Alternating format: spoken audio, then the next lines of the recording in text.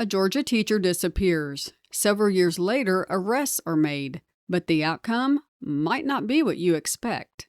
Why? Let's break it down.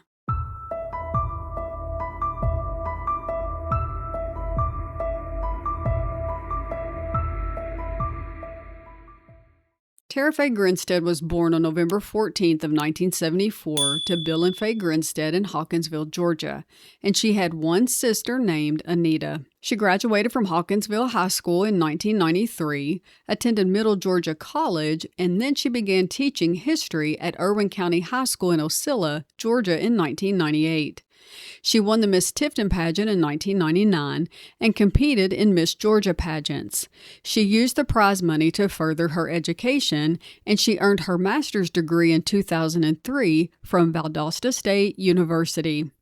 After she finished competing in pageants herself, she went on to mentor young women in the Ocilla area who were following the same path. By October of 2005, Tara is 30 years old. She's living alone, still teaching history at Irwin County High School. She is also the junior varsity cheerleading coach, and she's taking courses towards her doctorate degree, and her sister Anita said she believed that Tara either wanted to be a principal or she wanted to teach college history. On Saturday, October 22nd of 2005, Tara helped contestants who were competing in the Miss Sweet Potato pageant in Fitzgerald, and then later she went to dinner with friends, and she was last seen around 11 p.m. Now, everyone's trying to call her on Sunday, but she's not answering her phone. Sunday, 10 a.m. Hey, it's conversation in the morning. You be following church. Sunday, 10 p.m. Hey, it's call to you. Supposed to be this morning. Sunday, 2:27 p.m. Hey, I'm like, they can come see you and I'm like, your phone. Sunday, 2:46 p.m. Hey, trying to figure out what I need to do this afternoon. Sunday, 3:15 p.m. And then Monday rolls around, which is October the 24th of 2005, and Tara doesn't show up for work, and her coworkers and her friends pretty much know at that point something is wrong because Tara loved her job as a teacher, and it was not like her to, number one, miss, but number two, not tell someone that she wasn't going to be there. As they continue to try to reach out to her and figure out what's going on, they get no response, so they call 911 and report Tara missing. When officers arrived at her home in Ocilla, they noticed her car was in the driveway and the doors were locked. So it appeared that Tara made it home, pulled into the driveway, got out, locked the cars, and went into the house.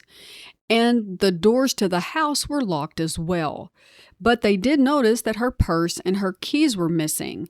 So there was no obvious signs of forced entry, foul play, or a struggle.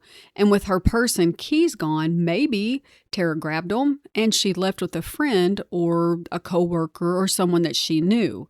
But as they went further into the house, things started to look strange. When they went into Tara's bedroom, her bed was unmade, there was a broken lamp, and her cell phone was beside the bed and on its charger charging. So given that, with the only thing missing was her purse and her keys, they suspected foul play immediately. During the investigation, they found a latex glove in the front yard, and they sent it off for DNA testing.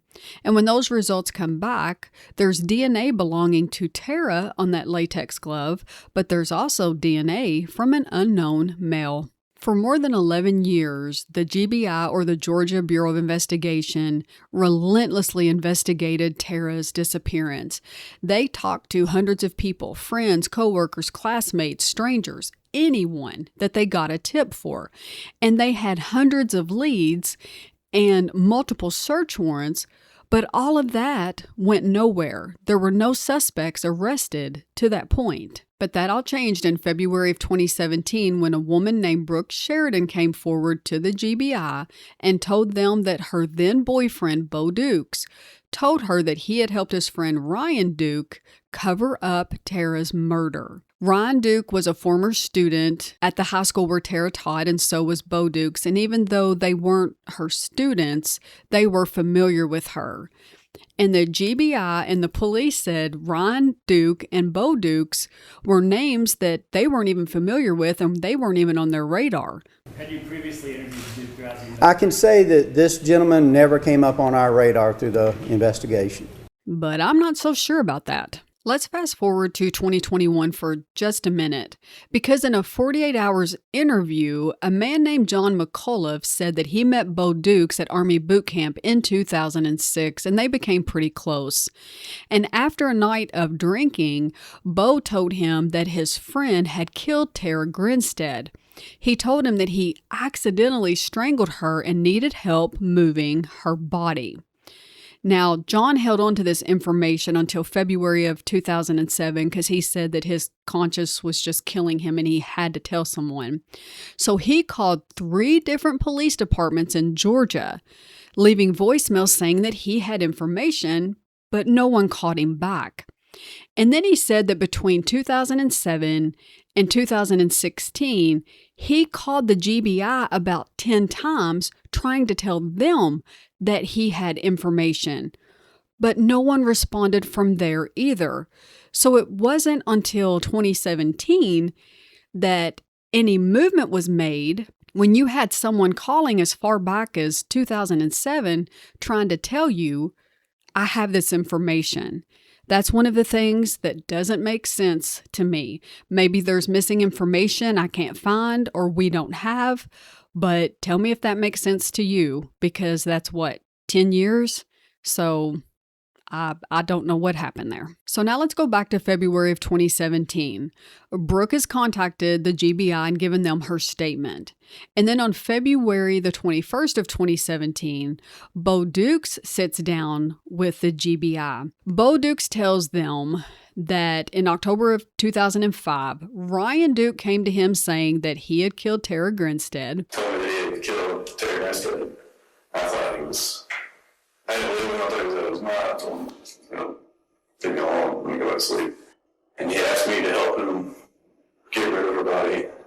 And I agreed. And that he put her body in the pecan orchard that Bo Duke's uncle owned. And he said that together they burned Tara's body over a period of 2 days. So on February the 22nd of 2017, the GBI arrested Ryan Duke for the murder of Tara Grinstead. Authorities say he confessed that he went into Tara's home to steal money. He was startled when she appeared and he killed her. I was stealing from a purse and she snuck up on me and I hit her. I didn't mean to. They acquired a DNA sample at that point from Ryan, and his DNA matched the DNA they found on the latex glove in the front yard.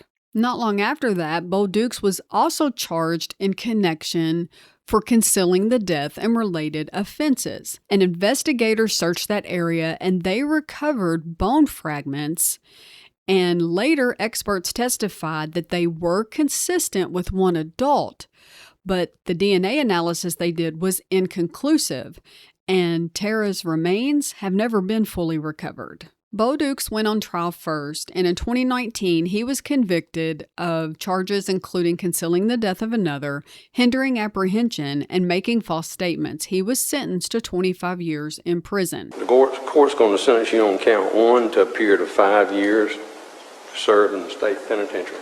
On count 2, the court's going to sentence you to 5 years to serve in the state penitentiary consecutive to count 1. And on count 3, the court's going to sentence you to 5 years consecutive to count 2 to serve in the state penitentiary. And on count 4, the court's going to sentence you to 10 years consecutive to the sentence in count 3 to serve in the state penitentiary. Ryan Duke's murder trial did not begin until 2022. At his trial, Duke recanted his confession and blamed Bo Dukes for the killing and everything. He said that he confessed because he was afraid of his friend and he was intoxicated. On May the 20th of 2022, a jury found Ryan Duke not guilty of murder, aggravated assault, and burglary, but they found him guilty of concealing a death. On May the 23rd of 2022, he was sentenced to the maximum of 10 years for that conviction. And it's up to me to impose an appropriate sentence. And that sentence is 10 years to serve in the state penitentiary. So after their trials are over, both Ryan and Bo have pending charges in Ben Hill County. Ryan's were concealing the death of another, hindering apprehension, concealment of facts, and tampering with evidence. Bo's were concealing the death of another, tampering with evidence, and hindering the apprehension of a criminal. In February of 2025, those charges were thrown out. The 2025 Court of Appeals opinion says law enforcement had probable cause to arrest both men by late November of 2005. And for that reason, the Ben Hill County non-murder charges were time-barred under the 4-year statute of limitations. Ryan Duke challenged his 2022 Irwin County conviction, and in March of 2026, the Court of Appeals of Georgia decided he had no basis or grounds to do that, so the judgment against him was affirmed. This is one of the hardest cases that I've covered so far because I'm confused and a little bit mad, I'm not going to lie. Did you hear me say that anyone was convicted of Tara's murder? No, you heard the opposite. We have a white glove with the DNA of Ryan Duke in Tara's front yard, yet he's acquitted of murder. So I'm not an attorney, but I understand reasonable doubt, and to me, I would love to know what the jury was thinking and how they got there. Because to me, that is going to blow reasonable doubt out of the water and lose it for me, because I'm not going to have any reasonable doubt at that point. So let me know what you think in the comments. Is there something I'm missing? Am I overthinking it? Or do you feel the same? The family, to me, did not get justice here because someone got away with murder. But let me know what you think. Follow along for more true crime cases and analysis.